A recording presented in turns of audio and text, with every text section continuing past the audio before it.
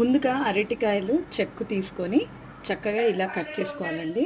Cut చేసుకొని కొంచెం oil పోసుకొని, ఎందుకంటే మనం డీప్ ఫ్రై చేయాలి.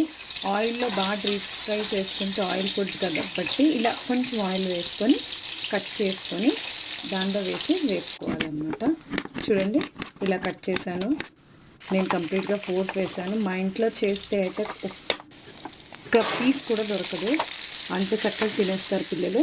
ఎందుకంటే రసము లేదా పప్పుచారులో కాంబినేషన్ చాలా చాలా బాగుంటుంది. ఇలా మనం ముక్కలు వేసాక కొంచెం సాల్ట్ వేసి మూత పెట్టేసుకోవాలి. ఒక ఒక 4 మినిట్స్ తర్వాత తీసి ఇలా చక్కగా కలుపుకొని మళ్ళీ కారం వేసి మూత పెట్టుకోవాలి.